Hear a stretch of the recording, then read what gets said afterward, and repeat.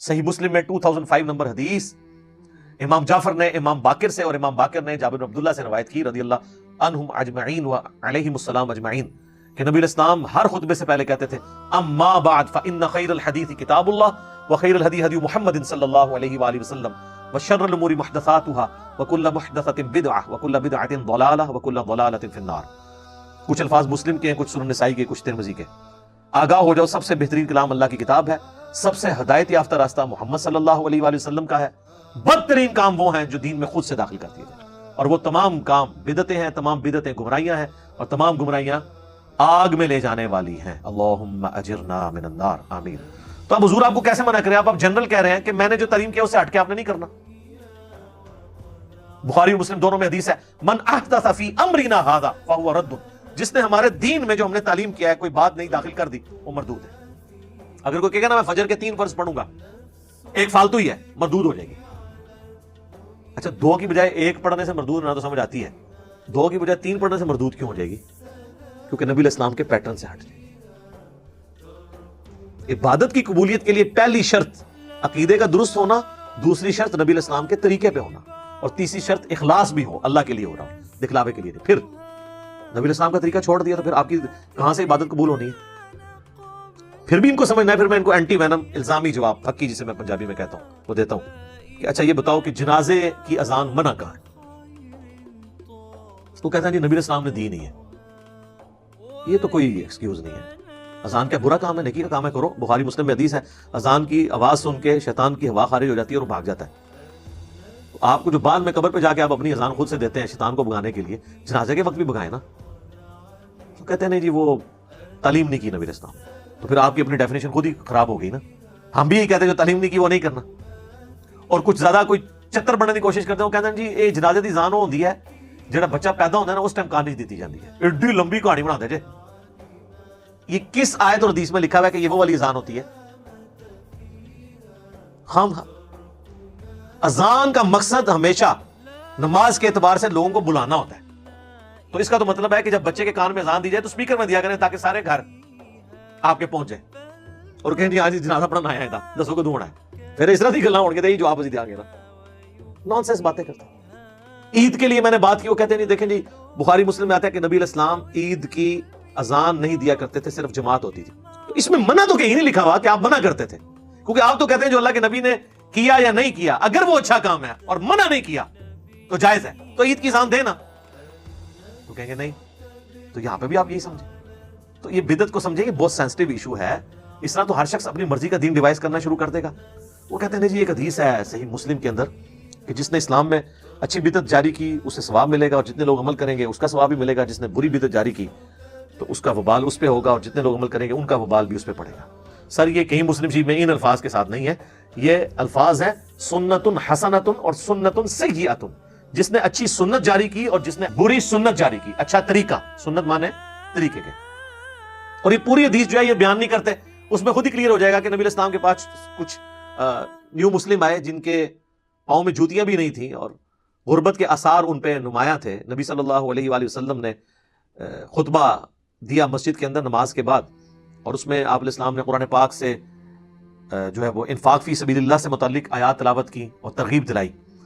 تو لوگ اپنے اپنے گھروں کو گئے تاکہ ان نیو مسلمز کی مالی مدد کریں۔ تو ایک شخص گیا، وہ اتنا بڑا جو ہے نا وہ بھر کے نا بورا، صحابہ کہتے ہیں بڑی مشکل سے وہ گھسیٹتا والا کے مسجد کے سین میں اس نے رکھا، تو اس کو دیکھ کے باقی لوگوں کو بھی ہمت ہوئی اپنے گھروں سے سامان لے کے آئے۔ تو نبی علیہ السلام نے اس شخص کے بارے میں فرمایا جس نے اسلام میں اچھا طریقہ جاری کیا، اسے ثواب ملے گا، اور جتنے لوگ اس کو دیکھ کے کریں گے اسے بھی ثواب ملے گا۔ تو یہ مسجد میں لا کے اللہ کی راہ میں خرچ کرنا، اس میں کون سی بدعت ہوئی تھی؟ یہ طریقہ تھا۔ آج اس طریقے کی ماڈرن فارم ہو سکتی ہے، آپ آن لائن کسی مدرسے کے اکاؤنٹ میں پیسے ٹرانسفر کرتے، تو یہ تو نبی علیہ السلام کے زمانے میں نہیں تھا۔ لیکن مسجد یا مدرسے کی خدمت کرنا مال کے ذریعے تو صحابہ کی سنت تھی۔ سیدنا عثمان نے 3 دفعہ جنت کی بشارت اسی کے اوپر پائی ہوئی ہے نا۔ طریقہ بدل گیا، طریقے تو بدلتے رہیں گے۔ نبی علیہ السلام نے اونٹ پہ حج کیا، ہم جو ہے وہ جہاز پہ جاتے ہیں۔ طریقہ بدلا لیکن عبادت کا طریقہ نہیں بدلا۔ مڑ مڑ کے بھی مثال دے دینا، جی مسجد میں قالین ڈلوا لیے، اے سی لگوا لیے، یہ بدعت نہیں ہے سر، اس لیے کہ اس کا نماز سے کوئی تعلق ہی نہیں ہے۔ آپ تو زبان سے نیت کرتے ہیں، کبھی آج تک آپ نے کبھی دل میں بھی یہ نیت کی ہے؟ زبان سے تو نہیں کی ہوگی کہ اوپر اس قالین کے سامنے اس ٹھنڈے ٹھنڈے اے سی کے، نیچے اس فانوس کے، منہ طرف خانہ کعبہ شریف، اس کا مطلب دین کا حصہ ہی نہیں ہے۔ دین کو فیسیلیٹیٹ کرنے والا ایک طریقہ ہے، جیسے کہ صحیح بخاری اور صحیح مسلم، یہ امام بخاری امام مسلم نے ایک طریقہ اڈاپٹ کیا ہے۔ یہ ویڈیو کیمرے میں ہم جو کچھ ریکارڈ کر رہے ہیں یہ ایک طریقہ ہے، ریکارڈ دین ہی ہو رہا ہے، طریقہ ہے۔ تو طریقے تو اسی طریقے سے اگلے زمانوں میں لوگ گٹھلیوں کے اوپر شمار کرتے تھے، اب الیکٹرانک کاؤنٹر آ گئے، ایک اچھا طریقہ ہے۔ تو اسلام میں اس طرح کے طریقے جو جاری ہوئے ہیں ان کے اوپر بشارت ہے، اور برے طریقے اگر کوئی جاری کرے گا تو ظاہر ہے اس کے اوپر وبال ہوگا۔ تو یہ اچھی بدعت اور بری بدعت والا معاملہ نہیں ہے، اچھا طریقہ اور برا طریقہ ہے۔ بدعت کی ڈیفینیشن کو اس حوالے سے، اور پھر یہ اتنے اس معاملے میں سخت ہیں۔ اسی جمعے کو ہم نے ایک جگہ مسجد میں نماز پڑھی، اب وہ مسجد بھی یعنی وہ جنہوں نے بنوائی ہے، ایک بھائی ان کا اہل حدیث ہے، ایک بریلوی ہے، امام مسجد انہوں نے وہ رکھا ہوا ہے ایک بریلوی، اور جو خطبہ دیتے ہیں وہ ایک اہل حدیث ٹائپ ہیں بھائی، تنظیم اسلامی کے جو رفع الیدین سے نماز پڑھتے ہیں۔ تو نماز پڑھ کے ہم نکلے ہیں تو انہوں نے جناب سپیکر آن کر کے ایک بچہ کھڑا کر کے 2 بندے کھڑے کر کے مصطفیٰ جان رحمت اللہ کو سلام شروع کر دیا، اور عجیب و غریب نظروں سے باقیوں کو دیکھ رہے ہیں کہ یہ لوگ پڑھ نہیں رہے ہیں۔ انہوں نے یعنی یہ سمجھا کہ اب یہ اس جمعے کا حصہ بن گئے، تو بنا دیا انہوں نے۔ وہ کہتے ہیں جمعے والے دن درود شریف کی بڑی فضیلت ہے۔ سر درود شریف کی فضیلت ہے جب آپ انڈیویجولی پڑھتے ہیں، بالکل ہے، ابو داؤد میں حدیث موجود ہے، مشکات کے اندر بھی ہے کہ جمعے کا دن تمام دنوں کا سردار ہے۔ اس دن آدم علیہ السلام پیدا ہوئے، اس دن وہ فوت ہوئے، اس دن پہلا سور پھونکا جائے گا، اسی دن دوسرا سور پھونکا جائے گا۔ تم جمعے کے دن مجھ پہ درود کی کثرت کرو، بے شک تمہارا درود مجھ پہ پیش کیا جاتا ہے۔ ایک صحابی نے عرض کیا اللہ کے نبی جب آپ مر جائیں گے اور آپ کی ہڈیاں مٹی میں مل جائیں گی، الفاظ ذرا غور کریں، کوئی گستاخی کا فتویٰ نہیں لگا ان پہ، تو کیا آپ پہ اس وقت بھی درود پیش ہوگا؟ تو آپ نے فرمایا ان اللہ حرم علی الارض ان تاکل اجساد الانبیاء، بے شک اللہ نے مٹی کے لیے حرام کر دیا ہے کہ وہ نبیوں کے جسموں کو کھائے، مجھ پہ اس وقت بھی درود پیش ہوگا۔ تو ظاہر ہے درود شریف جمعے والے دن پڑھنا چاہیے، اللہم صلی علی محمد وعلی آل محمد، ہم تو پڑھتے ہیں اہتمام کے ساتھ جمعے والے دن درود شریف، لیکن اس کو آپ مصطفیٰ جان رحمت پہ لاکھوں سلام کس طرح فٹ کر رہے ہیں۔ بریلویوں نے یہ نشانی بنا دی، دیوبند نے جی وہ ایک درود شریف وہ جی 80 دفعہ پڑھ لیں جمعے والے دن 80 سال کے گناہ معاف ہو جائیں گے۔ بریلویوں کو بھی بتایا جاتا ہے وہ اللہم صلی علی محمد النبی الامی وآلہ وسلم تسلیما۔ تو سر یہ القول البدی کتاب میں موجود ہے اس کا ریفرنس، اور وہ جو اس کا راوی ہے نا امام سخاوی، وہ نبی علیہ السلام کے 500 سال بعد آیا اور اس نے بغیر سند کے یہ حدیث لکھی ہے۔ یہ حدیث کہاں ہے؟ اس کی کوئی ملتی جلتی کوئی سند موجود ہے طبرانی میں بھی، وہ بھی متروک اور ضعیف راویوں سے ہے۔ 80 سال کے گناہ اس طرح معاف نہیں ہوں گے، اسی تو لوگ پھر صرف جمعہ ہی پڑھتے ہیں، اس کے بعد 80 دفعہ درود شریف پڑھ لیتے ہیں، 5 وقت کی نماز ہی چھوڑی ہوئی ہے لوگوں نے۔ اس طرح نہیں 80 سال کے گناہ معاف ہوتے۔ درود شریف آپ پڑھیں، ضرور پڑھیں، لیکن جب آپ ایون آپ 100 دفعہ پڑھیں، 80 دفعہ پڑھیں، پڑھنا چاہتے ہیں ضرور پڑھیں، لیکن جب آپ ہلکا بنائیں گے، ایک اجتماعی شکل دیں گے، یہ یاد رکھیں پیٹ رول بدعت کا، انڈیویجولی آپ جو مرضی کریں، جو کتاب و سنت میں آیا ہوا ہے، ٹائم سے ہٹ کے بھی، تو اس کے اوپر کوئی فتویٰ نہیں لگتا۔ تو ہر شخص کو حق حاصل ہے نفلی عبادت جس ٹائم مرضی کرے، اللہ جن اوقات کے اندر منع ہے، وہ ہم یہ کہیں گے کہ منع کن اوقات میں ہے۔ میں آپ کو نہیں کہوں گا اشراق آپ نے فجر کا وقت ختم ہونے کے 20 منٹ بعد ہی پڑھنی ہے، آپ بے شک 2 گھنٹے بعد پڑھ سکتے ہیں، لیکن جو اجتماعی چیزیں ہیں نا، جیسے ہی اجتماعیت آئے گی تو ہر وہ چیز جو نبی علیہ السلام نے تعلیم نہیں فرمائی بدعت ہو جائے گی۔ مثلا اگر کوئی اشراق کی اذان شروع کروا دے، اذان نہ بھی شروع کروائے، اعلانیہ کہنا شروع کر دے کہ آؤ جی اشراق پڑھیں، بدعت ہو جائے گی۔ ویسے مسجد میں لوگ جمع تھے، بائی چانس نفلی جماعت کروا لی، وہ بخاری مسلم میں حدیث ثابت ہے کہ ہو سکتا ہے، لیکن اسپیشلی روزانہ بیٹھنا، بندوں کو اکٹھا کر کے اشراق پڑھوانا جماعت کے ساتھ، بدعت۔ انڈیویجول آپ کریں، انڈیویجولی آپ تسبیح پہ پڑھیں، گٹھلیوں پہ پڑھیں، کوئی حرج نہیں ہے۔ ابو داؤد میں حدیث ہے، ایک صحابیہ پڑھ رہی تھی، نبی علیہ السلام نے اس کو منع نہیں کیا، بلکہ آپ نے کہا اس سے آسان وظیفہ تعلیم فرماتا ہوں، ہمارے نزدیک گٹھلیوں پہ پڑھنا جائز ہے، آپ تسبیح بھی پڑھ سکتے ہیں، لیکن اگر آپ بندے اکٹھے کر لیں اور آگے ایک چادر بچھا کے گٹھلیاں رکھ لیں اور اجتماعی اس کو شکل دے دیں تو اس کے اوپر بدعت کا فتویٰ لگ جائے گا۔ اور یہ میں بدعت کا فتویٰ اپنی طرف سے نہیں لگا رہا، سنن دارمی میں اتنی رکت انگیز حدیث ہے المقدمہ کے اندر، مقدمے کے اندر سنت کی اہمیت کو اجاگر کرنے کے لیے، اور امام دارمی وہ ہیں جن سے آلموسٹ 70 احادیث امام مسلم نے لی ہیں، امام مسلم کے استاد ہیں امام دارمی، اور کتب ستہ کے بعد جس کتاب کا نمبر ہے نا الموطا امام مالک اور مسند احمد کو چھوڑ کے، وہ سنن دارمی ہے۔ اس کے مقدمے میں یہ روایت موجود ہے، بریلویوں نے چھاپی بھی ہے، آپ خود پڑھ لیں۔ کوفے کی جامع مسجد کے اندر کچھ لوگ بیٹھ کے گٹھلیوں کے اوپر پڑھ رہے ہوتے ہیں سبحان اللہ الحمدللہ لا الہ الا اللہ اللہ اکبر۔ سر اس سے افضل کوئی وظیفہ ہی نہیں ہے۔ صحیح مسلم میں حدیث ہے کہ جن چیزوں پہ سورج طلوع ہوتا ہے نا، مجھے ان کلمات سے بڑھ کر کوئی اور عزیز چیز نہیں ہے جن پہ بھی سورج طلوع ہوتا ہے. یعنی دنیا اور جو کچھ اس کے اندر ہے سے بڑھ کے مجھے محبوب ہے. سبحان اللہ والحمد للہ ولا الہ الا اللہ واللہ اکبر. یہی تسبیح فاطمہ میں بھی الفاظ ہیں. تو ابو موسیٰ اشعری رضی اللہ تعالیٰ عنہ نے مسجد میں دیکھا کہ اس طرح تو ایک بندہ بولتا ہے جی پڑھو 100 دفعہ سبحان اللہ. لوگ 100 دفعہ سبحان اللہ پڑھتے ہیں اور وہ اپنی گٹھلیاں پھینکتے ہیں. اب ان کو یہ عجیب لگا, انہوں نے بجائے کو فتویٰ لگانے کے نا وہ عبداللہ ابن مسعود کے گھر آئے اور کہا کہ حضرت, وہ اس لیے بھی کہ عبداللہ ابن مسعود حضرت عمر کے دور کی بات ہے, حضرت عمر کے دور میں وہ چیف جسٹس بھی تھے اور دین کو زیادہ جانتے تھے. تو یہ حضرت عمر یا حضرت عثمان کے دور کی بات ہوگی, کیونکہ حضرت علی کا زمانہ تو خلافت کا نہیں پایا. ابن مسعود 33 ہجری میں فوت ہوئے ہیں. عبداللہ ابن مسعود کو انہوں نے آگے کہا کہ آج میں نے مسجد میں ایسا کام ہوتے ہوئے دیکھا ہے جو میں نے نبی الاسلام یا ان کے صحابہ میں تو نہیں دیکھا. تو ان کا کیا, ان کا یہ ہو رہا ہے. تو انہوں نے کہا کہ تم نے ان کو یہ کیوں نہیں کہا کہ اپنے بیٹھ کے گناہ شمار کرو, یہاں بجائے یہ گٹھلیاں شمار کرنے کے اپنے گناہ شمار کرو. انہوں نے کہا کہ میں ابو عبد الرحمن میں آپ کے پاس اسی لیے آیا تھا کہ میں آپ سے آ کے اس حوالے سے ڈسکس کروں. تو وہ جناب ابن مسعود کہتے ہیں میں تمہارے ساتھ مسجد میں جاتا ہوں. جا کے دیکھا انہوں نے, غصے میں آئے. وہی الفاظ جو اکثر آپ کو عمر سیریز میں بھی, وہی حق تباہ جو تمہارا ستیہ ناس, ابھی تو اللہ کے نبی کے کپڑے بھی پرانے نہیں ہوئے, آپ صلی اللہ علیہ وآلہ وسلم کے برتن بھی نہیں ٹوٹے اور آپ کے ساتھی بھی مر نہیں گئے سارے, اور اے امت محمدیہ تم نے اس طرح کی خرافات دین میں بدعت داخل کر دی ہیں. انہوں نے کہا کہ ہم تو سبحان اللہ الحمدللہ ہی پڑھے. انہوں نے کہا بیٹھ کے اپنے گناہوں کو شمار کرو. یہ طریقہ نبی اسلام کا نہیں ہے تعلیم کیا ہوا, اپنی عبادت کرو. اور پھر ابن مسعود نے ایک جملہ بولا, وہ میں سمجھتا ہوں کہ کرامت ہی ہے. انہوں نے کہا مجھے تو لگتا ہے تم میں سے اکثر لوگ, شاید اللہ کو بہتر پتہ ہے, مجھے تو لگ رہا ہے کہ دین سے پھر جائیں گے. اور وہی ہوا. وہ اسی حدیث کے اندر وہ تابعی کہتے ہیں اللہ کی قسم میں نے ان میں سے کئی لوگوں کو نہروان کے مقام پر خوارج کی طرف سے مولا علی کے خلاف لڑتے ہوئے دیکھا. مجھے یاد آیا کہ ابن مسعود نے صحیح کیا جی, وہ خارجی ہو گئے. یہاں پہ آپ کے سارے صوفیاء کے وہ ختم خواجگان اور ختم فلاں اور وہ کیٹیاں اور کوئی بھی نہ کرے تو تیجے 40ویں کے اوپر اور دعا کے نام کے اوپر دیوبندی بھی سارے یہ سارے کام کر رہے ہوتے ہیں. تو ہم جب ان کو سمجھاتے ہیں تو وہ کہتے ہیں جناب آپ لوگ ان چیزوں کو صحیح نہیں مان رہے, آپ اللہ کے ذکر سے روک رہے ہیں, آپ جو ہے وہ منکر ہو گئے. تو خدا کے لیے ہوش کے ناخن لیں. یہ جو اس کو لازم کر کے جمعے کا حصہ بنا دیا ہوا ہے, بلکہ ہمارے تو پنجاب میں تو اکثر مساجد میں فجر کے بعد بھی یہ پڑھا جاتا ہے. جمعے والی بات نہیں رہی, اب تو فجر کے بعد بھی پڑھا جاتا ہے. اور کئی مساجد ایسی ہیں کراچی میں آپ چلے جائیں جہاں روزانہ ایک نیا سلام پڑھتے ہیں. وہ میرا انہوں نے اسی لیے دھیان رکھا ہے کہ جی دیکھیں ہم بدل کے پڑھ رہے ہیں, ہم نے ایک کو مخصوص نہیں کر لیا. لیکن یہ بدعت ہی ہے جو آپ نے نا اجتماعی عبادت کوئی بھی دین میں خود سے داخل کر کے اس طریقے سے اس کا پابند کرنا, یہ غلط ہو جائے گی. انڈیویجول آپ بے شک کریں. آپ کوئی کہہ سکتا ہے یہ جو درس قرآن مسجد کے اندر ہوتے ہیں یا درس حدیث ہوتے ہیں یہ بھی تو اجتماعی ہے, یہ نبی اسلام نے مقرر نہیں فرمایا. سر اس کی تو دین اصل میں ہے کہ صحابہ کرام اجتماعی شکل میں ہی درس میں شریک ہوا کرتے تھے.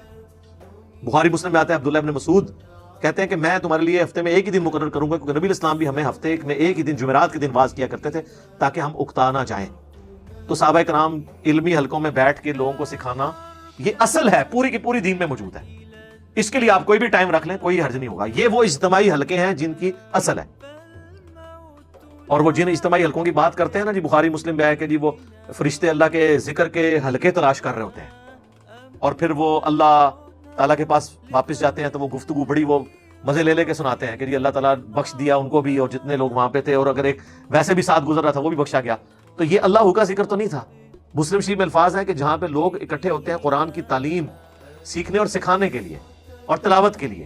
قرآن کی تعلیم کے حلقے, بابوں کی تعلیم کے حلقے نہیں, کتابوں کی تعلیم.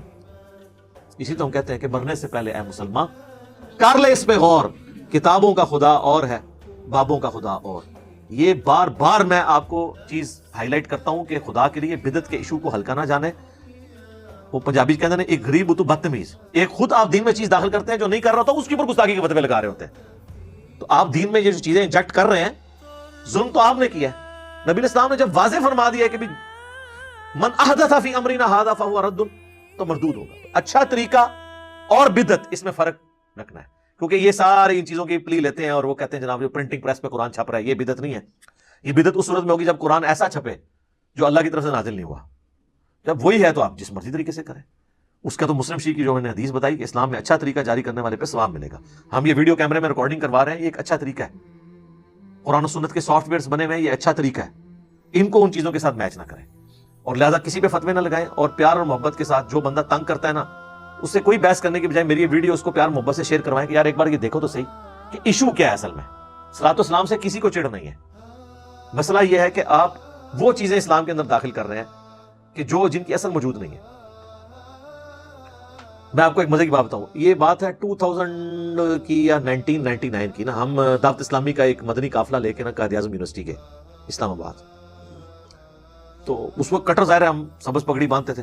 میرے پاس ایک پروفیسر آ کے بیٹھے, مجھے کہنے لگے بیٹا میں پچھلے دنوں انڈیا گیا ہوا تھا, تو مجھے کہنے لگے مجھے بتائیں کہ یہ جو اذان کے بعد, یہ جو نماز کے بعد آپ بلند آواز سے کلمہ پڑھتے ہیں بریلوی حضرات, تو یہ سنت ہے؟ تو میں نے کہا نہیں جی یہ تو کوئی سنت نہیں ہے. میں نے کہا میں تو پڑھتا ہی نہیں ہوں. اور آپ کو بتاؤں حیران کن بات, فضان مدینہ کراچی جہاں الیاس قادری صاحب ہزاروں لوگوں کو لے کے بیٹھے ہوتے ہیں مدنی چینل پہ, وہاں نماز کے بعد کلمہ نہیں ہوتا, پن ڈراپ سائلنس ہوتی ہے, کوئی کلمہ نہیں پڑھا جاتا. میں نے الیاس قادری صاحب کے پیچھے 1999 میں بالکل پیچھے ان کی امامت میں پہلی صف میں کھڑے ہو کے کتنی نمازیں پڑھی ہیں. ابھی بھی جا کے کوئی چیک کرنا چاہتا ہے کر لے. لیکن پنجاب میں دعوت اسلامی کے کئی مراکز ہیں وہاں پہ کلمہ ہو رہا ہے, پتہ ہے ان کو کہ یہ غلط ہے, کہ جو لوگ لیٹ ہو جاتے ہیں ان کی نماز ڈسٹرب ہو جاتی ہے, لیکن نہیں, روک نہیں سکتے. یہ ہمارے کالا دیو والی جتنی مسجدیں ان کے اندر آتی ہیں, یہ جو کوٹلی والے پیر ہیں کشمیر والے, کشمیر میں ان کی سینکڑوں مساجد ہیں, کہیں پہ کلمہ نہیں اونچی آواز سے پڑھا جاتا. تو پروفیسر صاحب مجھے کہنے لگے کہ جی اب وہ ان پہ تو اوسی پڑ گئی نا. میں نے جب بات کی میں نے کہا یہ تو کوئی نہیں, ہم تو نہیں پڑھتے. تو کہنے لگے میں یہی آپ کو بتانے لگا تھا کہ میں باقاعدہ بریلی اعلیٰ حضرت کے مزار پہ میں نے حاضری دی ہے, اور وہاں ان کی جو اپنی مسجد ہے اعلیٰ حضرت کی, جہاں ان کی اولاد نمازیں وغیرہ پڑھاتی ہے, جو مدرسہ ہے منظر الاسلام, وہاں پہ تو نماز کے بعد کلمہ نہیں اونچی آواز سے پڑھا جاتا. تو پھر بریلوی خود بھی کیا بریلوی ہیں؟ یہ سوچنے کی بات ہے کہ بس ایویں سن سنا کے سننی, جس کو میں کہتا ہوں ٹنی, پڑھ پڑھا کے سننی نہیں.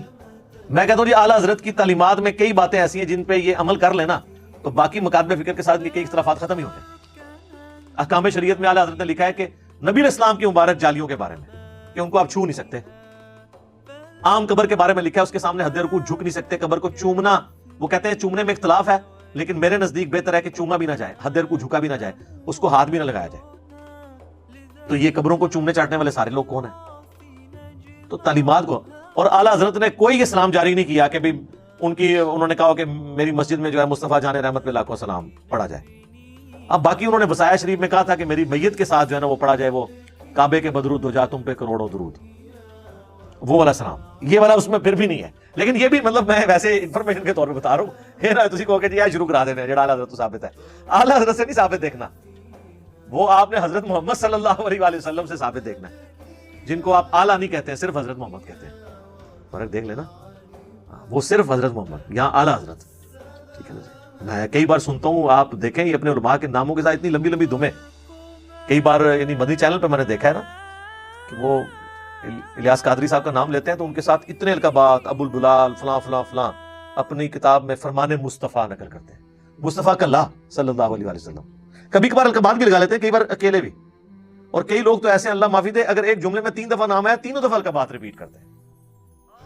تقریر لمبی ہو جائے ان کو کوئی غرض نہیں ہے, چیزیں خود سے دین میں داخل کی ہوئی ہیں اور باقیوں کا اس کو پابند بنایا ہوا ہے. اور جب کوئی پوچھتا ہے تو کہتے ہیں جی آپ لوگ منکر ہو گئے. ابھی انہوں نے اذان شروع کروا دی ہوئی ہے اس کے اوپر, قبر کے اوپر. مجھے کہاں لکھی ہے, وہ کہتے ہیں جی بات یہ ہے کہ قبر میں سوال ہونے ہیں نا, ان سوالوں کے جواب اذان میں. تو نبی علیہ السلام کو اس بات کا نہیں پتا تھا, تو آپ ہی شروع کروا دیتے اور کہتے دیکھیں اذان ہی دی ہے نا جی, کوئی ادھر کوئی لڈی تو نہیں ڈالی نا, غلط کام تو نہیں کیا. وہی بات پھر تو سر جنازے سے پہلے بھی اذان کروائیں, عید سے پہلے بھی اذان کروائیں, منع تو وہ بھی کوئی نہیں ہے, صرف ثابت نہیں ہے نا, کرواتے جائیں. تو یہ بدعت کے ایشو کے بارے میں معاملات کو دیکھنے کی ضرورت ہے. باقی یہ میں مانتا ہوں کہ اہل حدیث نے بھی ہر مسئلے کے اوپر جو بدعت کا فتویٰ لگایا نا, وہ بھی بالکل پھر غلط طرف چلے جاتے ہیں, وہ بھی ایکسٹریم رویے ہیں. اس طرح کے معاملات کو جو ہے نا وہ پھر بدعت کے حوالے سے خود کے ہی ایک معاملات میں وہ پھنس جاتے ہیں. لیکن جو بنیادی چیزیں ہیں ان کو آپ دیکھ کے چلیں, تاکہ دین کے اندر ایسی چیزیں داخل نہ ہوں کہ جس کی وجہ سے آپ کو پھر تکلیف اٹھانی پڑے, اور الٹا آپ تو وہ جاری کر کے سائڈ پہ ہو جاتے ہیں, جو بیچارے نہیں کر رہے ہوتے ان کے اوپر گستاخی کے فتوے لگ رہے ہوتے ہیں. تو اللہ تعالیٰ ہمیں کتاب و سنت کی تعلیمات کے مطابق چلنے کی توفیق عطا فرمائے. آمین. ٹھیک ہو گئی.